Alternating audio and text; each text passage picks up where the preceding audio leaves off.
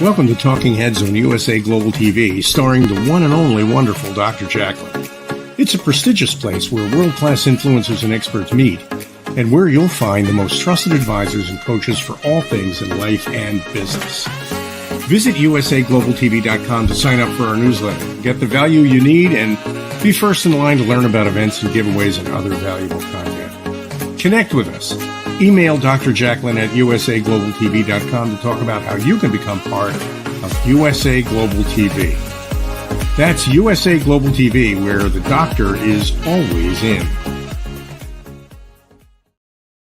Hello, good morning, good afternoon, good evening, wherever you are in the world. Thank you for joining us here today on USA Global TV and Radio. I'm Dr. Jacalyn Kerbeck, and our show today is The Art of Creating Mental Health Wealth. Our topic of conversation is going to be, how do we get back to that commitment that we made to ourselves late in the year last year, at the beginning of this year? Many people have already fallen off the wagon, so to speak, from their commitments that they made for change. And we're going to be exploring this topic with the star of our show, JENETTA Barry, and the Epiphany Process. JENETTA is joining us from Kenya in Africa, and she is a very important member of our team here at USA Global TV and Radio. And she recently was crowned Queen Bee Speller. Let's welcome her and find out what she's been up to. Hello there. How are you? Hi. Wonderful to be back again, even though I'm looking as though I'm floating in water or something. Well, we can see you and we can hear you clearly, so that's what matters. And I just want to let our audience know that for people who are tuning in about regaining your confidence and feeling better with facial aesthetics, our guest had to reschedule, so we will be exploring that topic. Actually, we can explore some of that today. We can have a little chat about that as well. So that also comes into some of the decisions that people make for the new year. They want to look better. They're going to get a little Botox, a little here, a little there, a little nip, a little tuck. And then maybe they decide to get it, or maybe they change their mind. But people do make all kinds of commitments. And then for whatever reason, they just don't follow through. What are your thoughts about this, JENETTA? Yeah, I think it's pretty well standard and par for the course at this time of year, where everybody goes, okay, so what didn't work last year or this year I'm finishing, let me remodel myself so that I get myself absolutely right for 2023, and then I'm bound to be more successful. I'll like myself better. Others will like me better. I'll appear more successful. And so that's where a lot of people come from when they remodel themselves at the end of the year. And all that I've just said comes with a lot of judgment, internal judgment, and in fact, the judgment is that I'm not good enough. So if I make these new commitments so that I can feel good enough and others can perceive I'm good enough, then I'll get good enough, and then I'll be successful, and then everything will go right. And in actual fact, those are the very ingredients that can set you up to fail. And that's what we're going to chat about today. Thank you so much, JENETTA. You know, you hit on something that I've been talking to myself about, that angel devil kind of thing. And it's always about my weight. I've shared that, just have this obsession about my weight my whole life. I'm never thin enough. I'm never lean enough. And I just said to myself the other day, what if you just accepted yourself the way you are? I mean, you're not in a relationship. You really don't see anyone in person. Like, why can't you just say to yourself, okay, this is good. I'm strong. I'm healthy relatively. Why can't that be the win? And of course, that settled in for a little while. And I thought, yeah, that's great. And then a little later, I was like, yeah, that's ridiculous. Have you ever experienced anything like that yourself or with clients? Yes.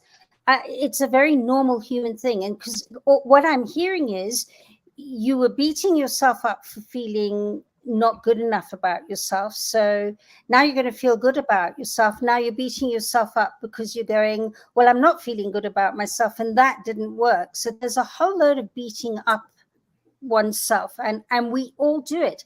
Because one of the first things that I observed in all that I've done is that in being human, there are going to be times where you like yourself and times when you don't. It doesn't matter how great self-esteem you have, because that is the ebb and flow of life. And it takes the fine-tuning. I always say it's like being a two-way transmitting and receiving radio set. And when you're fine-tuning yourself, you're going to go off the dial of that station that you've now decided you're going to be in. And there'll be times where there's distortion and times where one can't quite get it on that dial. And that is life, because it takes going away from being in that place of being on the dial to fine tune even better.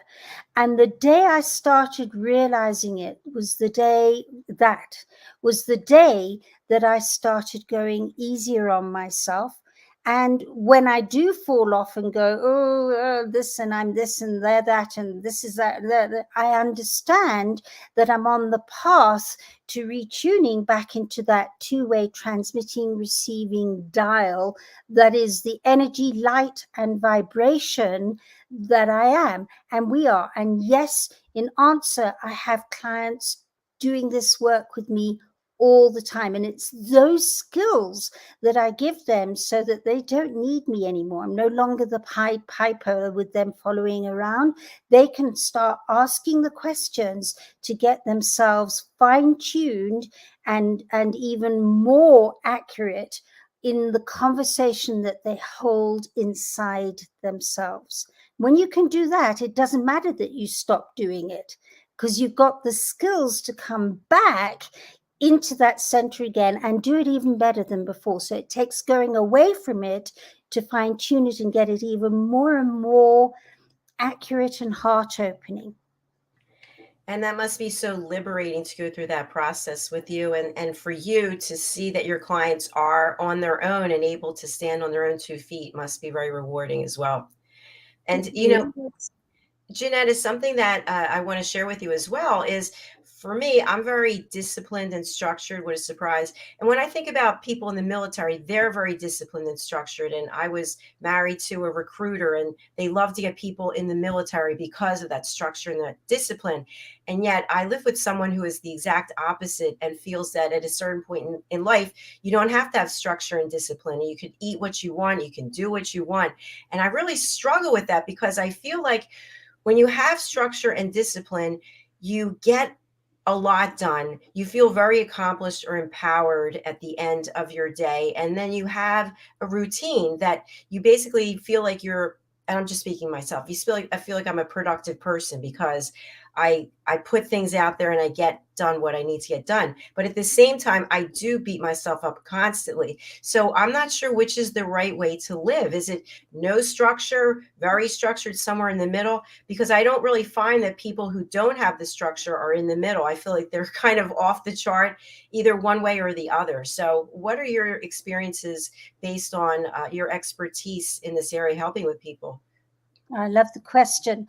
And I love that question because there are different reasons for that structure. So let's take the Army or the Navy or the services as an example.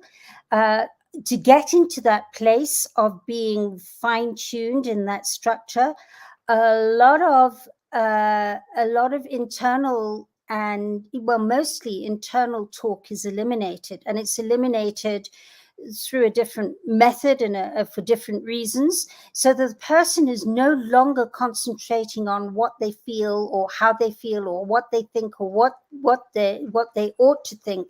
They're in that place where they're just automatically doing things without putting reason or doubt or judgment in, unless it's called that they're needing to be to put judgment in there if they've gone up the ranks. And even then comes without that internal self-talk. So the way they are made to become focused is a different method to how we do it in our normal day and normal life, because they really need to become a bit like a machine.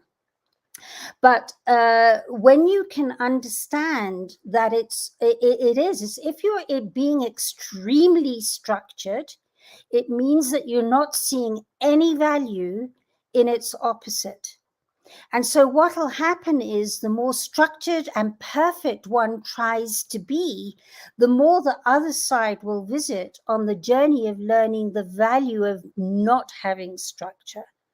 And when you can bring the two together, the structure and the non-structure together, suddenly you find that you can deal with what you're focused on from a place of non-judgment and from a place of not being fearful.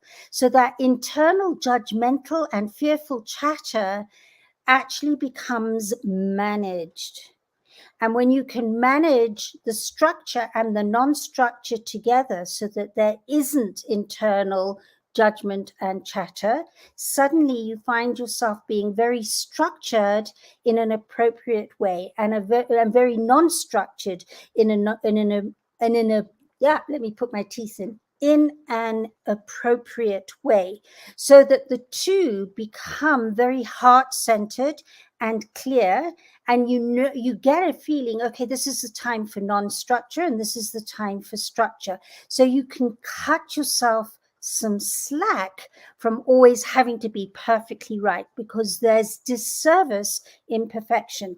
In other words, there's perfection in imperfection, and there's imperfection in perfection. And when you've got the two together, there's this ability to allow things to flow in its ebb and flow without the extreme ebb and flow, in a place of open-hearted acceptance, appreciation, love, unconditional love, and manageability. And that is what I love about what I've been able to step into, so that I can have my times when I'm not feeling in that place of manageability. I've got the ability to bring myself into balance and open my heart again and not be so hard on myself, because that's what we do. We get hard on ourselves. I love what you just shared, and let me kind of just break it down. So what I heard you say initially was, in the military, people are very structured because they have a task that they have to do. They've been told what to do. They have to follow orders. And in some ways, it's not robotic, but it's just ingrained, and there's not really room for feelings or judgment, because you signed up for this, you need to accomplish that. And outside of that, when we look at our lives, we put expectations, or maybe other people have expectations of us, and the way that we deliver what we're supposed to deliver can be through different routes. So we can be really structured, or maybe we're not as structured, but we still get it done.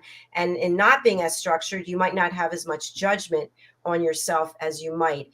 So my question for you is that, what if it's not about being perfect? What if it's not about getting that A, or getting that gold star that I always like to talk about? What if it's just about, you have a number of things to accomplish and you want to get them done, and the way that you get them done is by staying on point? And that doesn't mean you have to be on point every single minute of the day. But if you go to the opposite way, where you don't really have a lot of structure, how are you going to get things accomplished and feel good about yourself in terms of contributing to society? Yeah, because you see, that question came from somebody who's very focused on being on point. So there's more value in being focused on point than not being. So you'll have somebody who'll say, you know, tomorrow's another day. And what you've just said is like blah, blah, blah, foreign words to them. So it's being able to understand, how can I explain this by way of example? I want a certain thing to happen. Say I've got a project, and I've got expectations of it. And unless it's done in this certain way, in this certain time, with being on point and focused and clear and certain, it's not going to get done. So what I do is I look at what it is. Let's take World Jenny's Day by way of example, what it is that I'm achieving.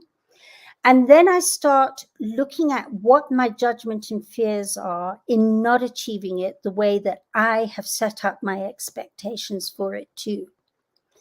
And so I'll start going, oh, okay, it shows I'm slovenly, or I'm not focused, or I'm a failure, or there's a whole load of lists I'm running that's motivating me to make sure I get Well Jenny's Day done.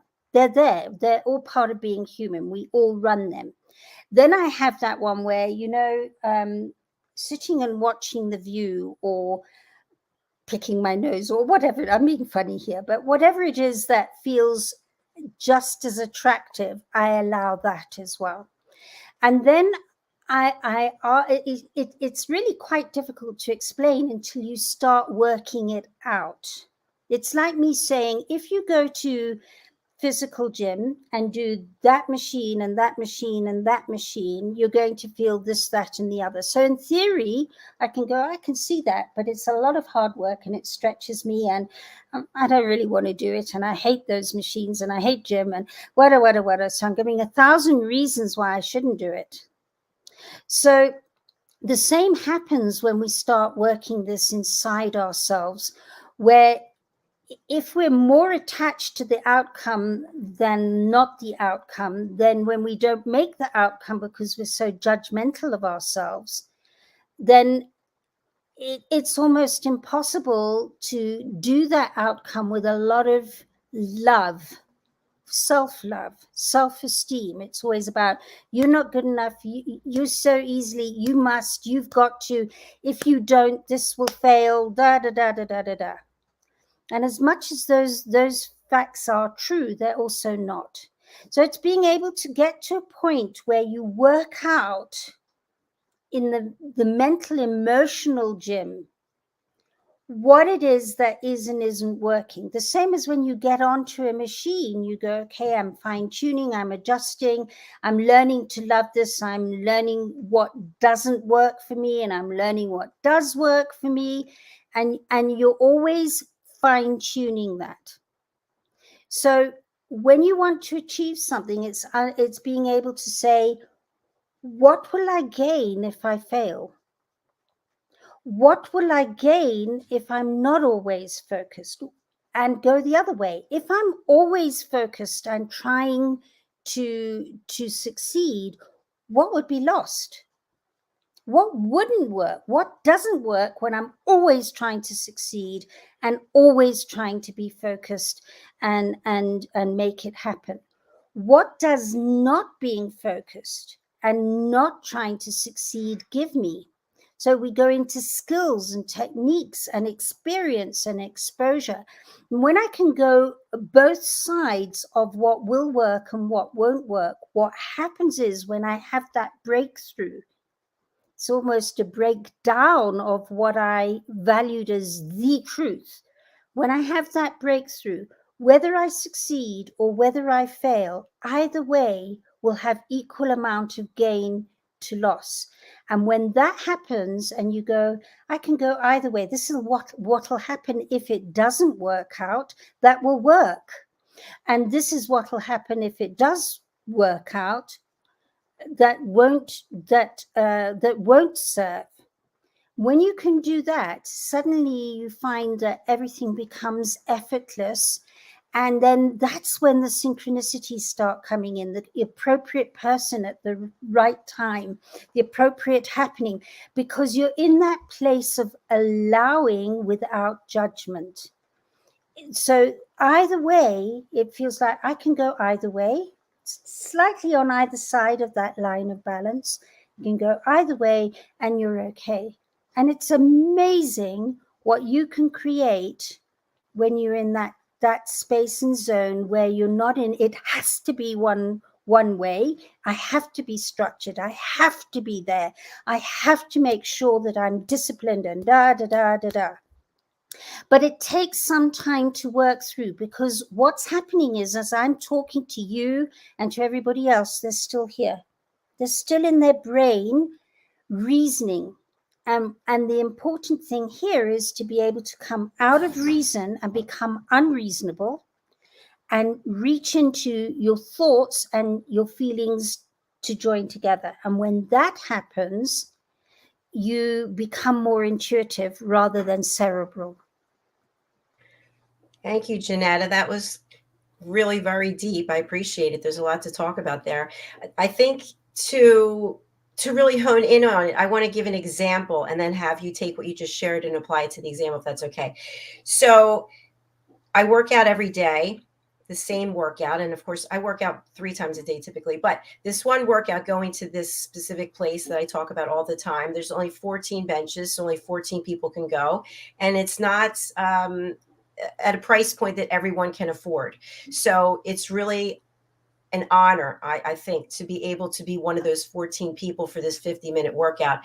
So long story short, I don't know what order of sequence that the poses are going to be in that we do on this machine, but I pretty much know they're going to be this, or this in a different way. And so whatever it is that they're calling, the coach is calling out to do, I'm taking it to another level. And I just do that naturally. Nobody has to tell me what to do. I just know that I need to push myself, because why am I spending the time and the money to do the same thing and expecting different results? So on either side of me, just as a recent example, I have, there are 2 women much younger than I am, decades younger than I am. And during this 50-minute workout, the one woman literally leaves the machine 3 times to go get water with her water bottle. Like maybe we started for 2 minutes and she gets up to get water. On the other side of me, I have a woman who's on her phone. Now, it's almost impossible to do the workout and be on your phone, but that's what she's doing. And I said to myself, it's interesting, no judgment, but I think to myself, why would you spend that kind of money to come here and take up a space that somebody else couldn't get in on, that you're not going to get the results, that you're probably going to tell people that this workout is no good because you don't see the results, but you're not committed to doing the work? And if we take that, again, no judgment, just looking at the situation, if we take that outside of the gym, for example, I would pretty much say that these 2 people are like that in their life, that they're not showing up 100% committed. Now, I'm not talking about that has to be dedication. It's basically you signed up to do something, but you're not putting your whole heart into it for whatever the reason is. And when times are getting hard, 2 minutes in, you decide you need water. You don't need any water. It's in your mind. So it's about having that discipline and focus that then gets carried out through life. And to your earlier comment of I'll do it tomorrow, I hear that on a regular basis. Someone says, I'll do it tomorrow. I'll get to it tomorrow. Well, it never happens. Tomorrow never comes. And there's no magic wand. I hear that too, that there's a magic wand. I could make it all better. Well, there's no magic wand. So when you think of that example that I just gave and how it really applies to life, I don't know that it's about judgment. It's about you made a commitment to do something, but you don't have the focus or the commitment or whatever it is. I don't know what it is. I can't say, I'm not judging. But what are your thoughts about that in terms of this conversation we're having today? Yeah. It's such a valuable observation you've made there, because the chances are that those 2 people are doing those workouts according to other value systems that don't match them, what other people expect them to do, what they expect it will give them to make other people like them more. So the chances are their motivation of doing what they're doing isn't attached to their value system. And if I leave today with nothing else, it's that when you're doing something that's in your value system, it's so much easier to do. I'm not saying it's easy peasy and always flowing. It's always going to have times where you go, and I'm doing this because let me think. But I've noticed that more and more people, if they're trying to achieve something because it's somebody else's values, and they think that they will get more approval or more something out of it because they're doing what other people expect, or they're doing what they expect will help them feel better about themselves, but it's not in their value system. Glasses of water and doing their phone is going to be far more attractive, because bet your bottom dollar that's more in their value system. So it's finding what inspires you in your value system to be able to work out. So by very good example, I hate gym. It's not in my value system. I find it mindless. and boring and all sorts of things. But you put me in front of a dance class where I'm having to use my creativity and the music is melding into what I'm doing and the movements. And sometimes I'm choreographing and I'm getting all that exercise. Suddenly I have energy for the whole universe. Suddenly that glass of water is not so needed. Suddenly finding out what's happening on my phone isn't an issue. So really, truly, if anything you've set in this time of transition from one year to the other is according to other people's values or according to your judgment and fear value, the chances are you're not going to succeed. The moment you start setting yourself goals because it's what makes you feel inspired and that it really backs and endorses who you are and it leaves you feeling amazing even though you've had to push yourself, doesn't mean you don't push yourself like you do, Dr. Jacalyn. In the gym, I'm sure there are moments where you're going, oh, I'm hating this. But your value system is saying, but I'm going to love how I feel at the end. And that's the same with anybody who's doing anything that inspires them. They will go through those pain thresholds. They'll go to the ends of the earth to make it work. And World Jenny's Day for me is a prime example of that. I have this amazing epiphany process. But for me, working with theater and performing arts and cinema and song and dance and is the be all and end all for me. So when I can attach my value system to creativity, to my next closest love, which is working this work, and marry them together, amazing things happen. And I achieve things to levels that if I was doing other things, I wouldn't be able to find the energy to do or the inspiration. And that's the secret, is finding out where your value systems sit and how to embrace them, love them, utilize them, and peel away all extreme judgment and fear. Wow, I love the way you just summed that up. That was brilliant, and it leads me to share something else, especially when it comes to the turn of the calendar, the new year. How many times people will make promises to their partner about doing something, and then you hear, "You promised me you were going to lose weight. You promised me you wouldn't work as much. You promised me you go blah blah blah." And meanwhile, the other person isn't doing what it was they said they were going to do because it's not in their value system. But yet Exactly. we want it to be in our, we want them to have our values, and then what happens is it's a lot of clashing because we're not on the same page. So if we look at why are we asking our partner to do XYZ, what's coming up for us? Is it that we're not attracted to the person anymore because we're attracted to someone else, or we don't like ourselves anymore, or we've outgrown the person, just as an example? And so I think it is important to look at what our values are and where we find our passion. And you just mentioned where I have my passion, where you have your passion. And other people might say, wow, I'm not in alignment with either one of them. My passion is sitting on a couch, for as another example. And so I think that when we're in our lane, when we found what it is that is important to us, that's where we have to really stand our ground. And if we are in relationships with people who are on a different page, we have to explore, hey, can we compromise and come together? That's a different show, obviously. But I think that that's something that happens a lot with commitments that people make for the new year. And then it ends up that they're disappointing themselves, they're disappointing their partner because they didn't really want to do it. So if we think of those two young women who were in that gym, maybe they got that as a gift from somebody for the holidays, or maybe they just started dating someone and, you know, they felt like they needed to get what, I don't know, whatever the answers are, but they clearly were not showing up for themselves. And that's what happens is we don't show up for ourselves because we don't know what it is we value, or we're confused about what's important to us because somebody told us that we should feel XYZ about something. I love that. You've hit it so on the head. And in fact, this is where my next love is. In the next while, I want to get more and more into the schooling systems. because we're part of a schooling system in the Western world that actually formed from the learned few, and so the common masses weren't given party to learn like this, and so those learned few got their value systems, and the value systems of the learned few, let's take where it really became a big thing, was during the Industrial Revolution.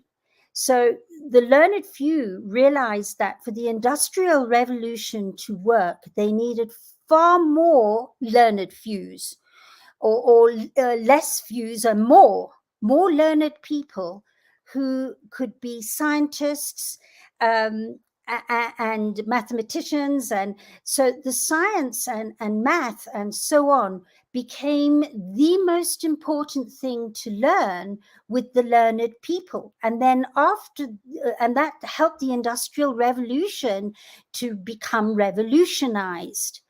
And then after that, it became the thing that it shouldn't be just the learned few are learning to read and write and do all the things that the learned are doing.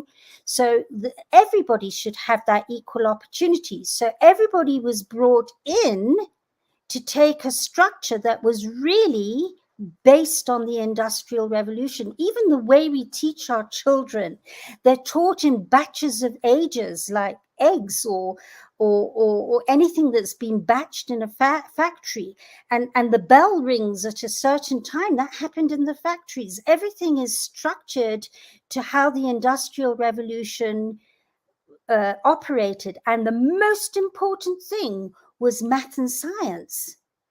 So when people came in and went, but math and science isn't in my value system, I'd rather cut my throat. This morning, by way of example, I was sitting, I received royalties for some of my father's songs. And the music company in LA was asking me to fill in a tax form and read all the legalese in that. And I'm sitting there going, I'm an artist. I can't, it's like I'm reading German. I cannot do it. It's just not in, well, I could if I really applied, but I don't want to. It's not in my value system. So I had to go back to them and say, please help me, because I haven't a clue what I'm reading here. I'm just reading words.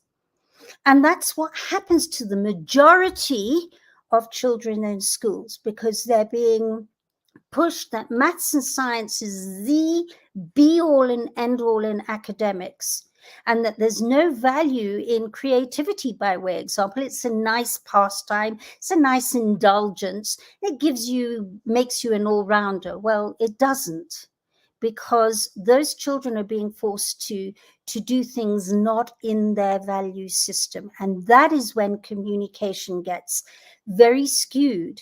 And as you were saying, when one can communicate, here's another thing: when you're doing what you truly are inspired to do in your value system, and you learn to communicate because you're excuse me, because you're inspired, you start learning to understand other people's value system. And when you start seeing other people's value system because you're in your zone, suddenly you learn how to speak in their value system. That communication is profound. And I've watched it when I'm with very spiritual people, suddenly I'm speaking the same thing in their value system, in spirituality speak. When I'm speaking to very, very cerebral clients, especially men, suddenly I find I'm talking in their value system, and it sounds like I'm really quite scientific, which is quite amazing considering I am very creative. But that's what happens when you're in your value system, in your zone. When your heart is open, you can start hearing and listening and responding in other people's value systems. So it's no longer, I want you to lose weight from next year conversation. It's listening to the person and their needs and wants and yours, and sharing and coming up with solutions and understanding and empathy. And suddenly the value systems of both people shift, and there's There's a compromise in a sense, as both are on the same page from different value systems. Thank you so much, Janetta. And a follow-up question I have for you is, so you talked about when people have different value systems and you can learn from them, right? And then you start to adapt to some of the things that they're doing or take on yourself. What if it's a situation where you live with the person, you're married to the person, you're in a long-term relationship, and all of a sudden you realize you have different values? Can that relationship survive that? Well, to say to you right from the get-go, opposites attract.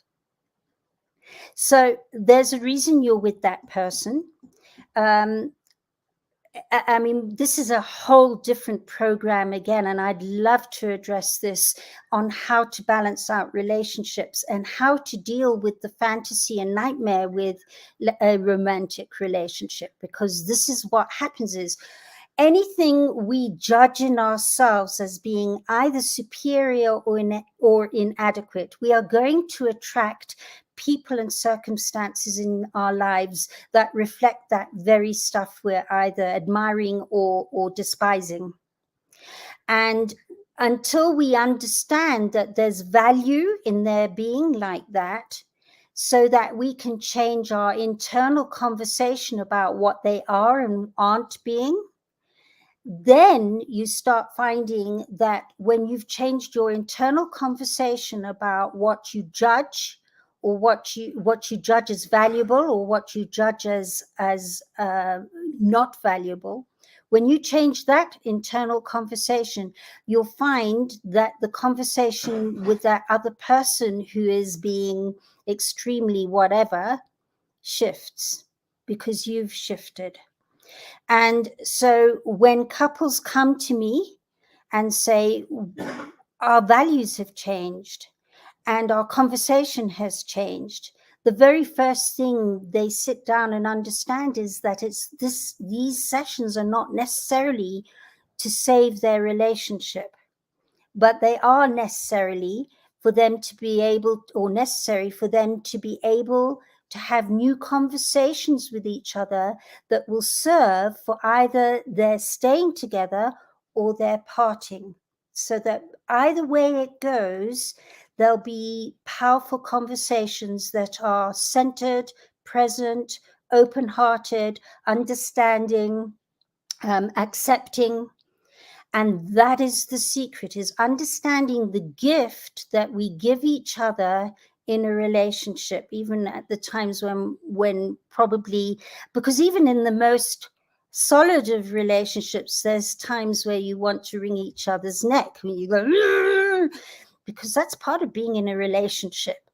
But it's how you handle it, and especially how you handle your internal talk about all of that, that will create a conversation that is inspiring, whatever happens. Thank you, Janetta. Of course, more great points that you brought up. And I just want to also add that many times in my experience, when we're doing that work to understand ourselves and our values, or we're going to a therapist, that might really mean, whether we like it or not, that we have to let go of certain things, whether it's things that we're doing, things that we've been thinking about, whether it's the people we're with. And I feel that that is in and of itself a reason why people don't want to do the work. And of course, that could be a whole other show. But when we do the work to understand our values and understand who we are, what motivates us, that things come up that maybe we suppressed or we just weren't aware of, and that to truly get to the other side, we have to let go of things. Well, again, I can say to you that that's what I thought until I started working this process, that it's about have to and got to and should do and ought to. But the moment we're using those words, we're back into judging ourselves again. So when you can skillfully get to a place where you're not in have to, where you don't have to let go, it happens on an unconscious level. When you're working the work on a conscious and an unconscious level, and you have that breakthrough, suddenly there's no have to, got to, must to, ought to, should do, all those judgments that hold us down. Suddenly there's a spontaneous wanting to.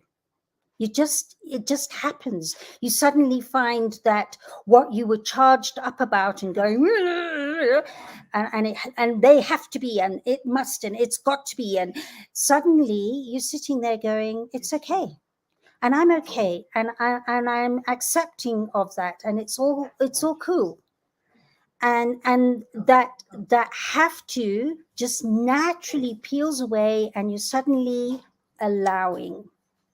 And when you allow, you're in your genius. You're not being distracted by the have to, got to, must to, should do, ought tos.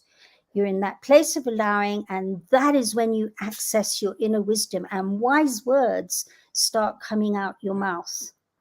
It is the most amazing experience. I think that's really good that you clarified that. Thank you. I think it's not about have to or must to. There's a realization that it doesn't work, and you accept the fact. I remember when I was at a marriage counselor with my ex-husband, we discussed this, that, and the other, and the counselor looked at me and said, "Have you had enough yet?" And I thought, I really have had enough. And so it wasn't about you have to do this. It was the realization that, hey, this doesn't work. And I'm going to let go of it because it doesn't feel right in my body. But you fight it for a long time, because what is life going to look like when you let go of certain things because it's not in alignment with who you are? And what's on the other side is opportunity. That's what I found. Things that you never even thought could happen for you because you were holding steadfast. We do have a comment from Katie Stelfox. Hello, thanks for being with us. Nice to have you.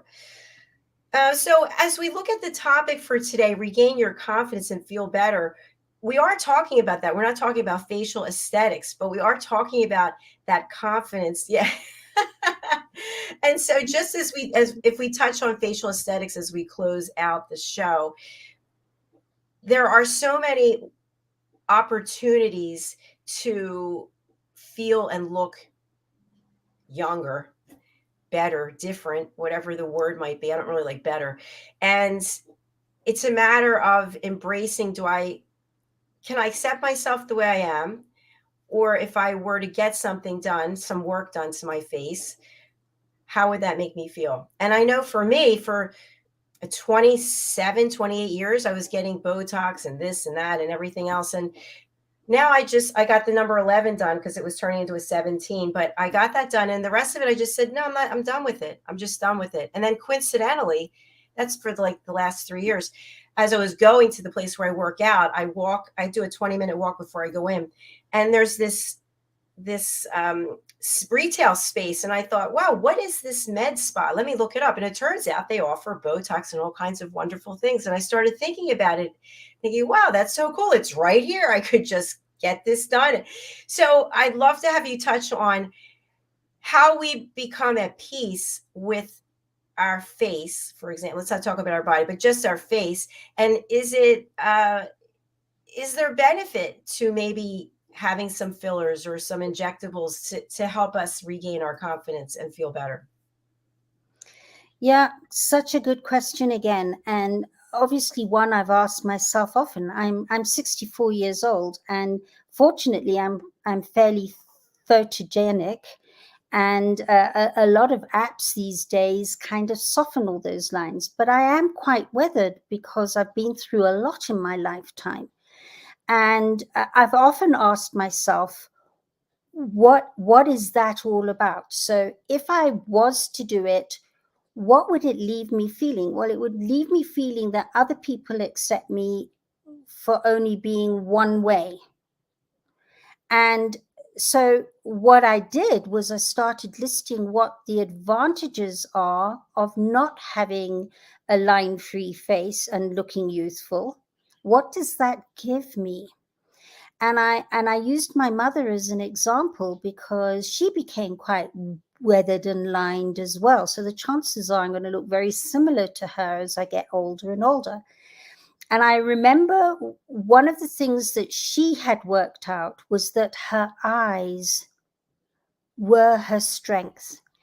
And when I watched people interact with my mother, and my mother was this bubbly personality with these beautiful eyes. Nobody noticed how weathered and lined she was. And I've noticed that the more that I work on what is working for me rather than concentrating on what I need to change that may not be, and of course this is in other people's value system. We're in a society that thinks that white-haired, old and wrinkly means you're an idiot, because sometimes people talk to you like you're gormless. And that's a societal change, because in other societies and tribes, that aging creates respect. So for me, I've set the intent that the more I speak my truth and my light from my youthful energy inside me, and I have a lot of youthful energy, I have my mother's eyes. When I go from there, that is where the youth is sitting in me, and that's what gets noticed. I really applaud that. And that's a certain level of confidence and being comfortable in your own skin. And Well, I wasn't, but I've had to work on it, because it was, when I started aging, especially as I had cancer um, that where all my hormones changed, and they wanted to give me HRT, and I said, I'm not doing it. And then they said, you're going to age very rapidly. And I went, well, I'll age really rapidly. I'm not taking artificial hormones. And so I wasn't, and it took a lot of working and adaptability and sitting. And even now, sometimes I go, I had somebody say, please come on stage live. And I'm going, but they're going to, and I had to go, it's the eyes and that youthfulness that they will pick up. So I still have to work on it. It's a lifetime story. It's like, as I said, it's like daily gym. It's a mental, emotional, spiritual daily workout on all the things we have charges about to become fit and focused and open-hearted and loving about it. I agree. I agree. I was thinking back to when I first got Botox, and it was because a girlfriend had told me that my forehead looked like a newspaper. There were so many lines on it. And then I'm not really sure, for all those years and all that money, by the way, that I was doing it for myself. I think I was doing it so I could feel like I was worthy of being loved, if that makes any sense. It Like makes so much sense. if I got And rid of the wrinkles, that I would be lovable. And we all do it. It's a very human way of being. So it's not about eliminating being like that. It's learning how to accept that it's human, and then how to manage it from a place of open-hearted understanding and acceptance. And when you can manage those conversations, they'll always be there. Everybody has them to some extent or another, unless they're extremely in the other direction where they don't care a toss what anybody says. They also would require to bring themselves into caring what people say, because that's too much the other way. But for most of us who are balancing ourselves out, it's about learning how to manage those times where we get very self-critical, because that self-criticism is a valuable part of becoming discerning and using decision-making skills and all sorts of skills. So it's learning how to bring extreme self-criticism into a place where you can use it, because it's very powerful when you can balance it out and use it for your discernment, for your decision-making skills, for all. There are so many traits and skills that you can get out of being very critical. So it's bringing the very critical into a place of manageability, not eliminating it. And when you learn how to manage your criticisms, your heart opens. It's beautiful. JENETTA, I really value you, and I love this conversation that we had today. Who knew where it was going to go? I feel like we were very transparent, and hopefully the audience got some value out of it. Tell our viewers and listeners how you can help them. Obviously, you shared a zillion ways today that you can help them, but the services that you offer and how they can hire you and work with you. Thank you, Dr. Jacalyn. Well, it would be an honor and pleasure to give you this gift, because I have not looked back from losing family members, one to suicide, a daughter to suicide, to much loss in my life, from cancer, as I mentioned. If I hadn't had this, I don't know where I'd be now. I'd probably be a basket case. And it's in being able to use these very, very accurate skills and techniques that the epiphany process offers that I've been able to live a life that I'm living, where I'm mostly on track, mostly going, thank you, thank you, thank you. And when I'm not, understanding the value of not always being on track, and then taking it and bringing that back into manageability. So if you would like a piece of this or a whole amount of this that I can show you and share with you, and give you the skills and techniques to bring yourself back to open-hearted understanding and appreciation of yourself, which starts new, accurate, internal and external conversations with yourself and others. If you'd like to know more about that, you can get hold of me. I'm on theepiphanyprocess.com. I'm contactable there. And I'm also at JENETTA at theepiphanyprocess.com. So that's JENETTA at theepiphanyprocess.com. And I've helped so many people who were at the end of their tethers, some of them even planning to leave this planet, others just sitting on that couch. Because bet your bottom dollar, if only thing you're valuing is sitting on a couch, it means that you haven't accessed your values, and it takes all your energy away when you're not in your true genius. So if you'd like to know how to find out what your values are and how to access them and attach them to other people's values so that they love and appreciate you for you being who you are, contact me.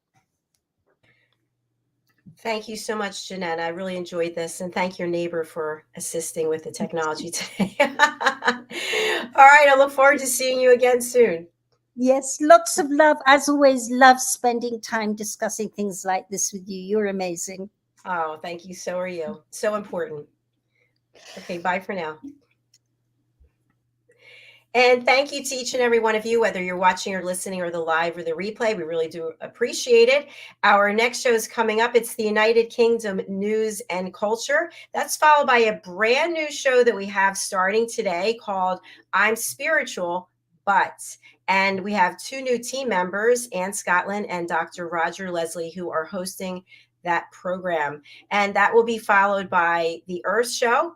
And then we have the Mallorca Connection, and we have Wild at Heart. So it's a full day of programming. You know where to find me. Okay, thank you again. We'll be back shortly with our next program. Please do subscribe to our YouTube channel, which is USA Global TV. We will see you soon. Bye.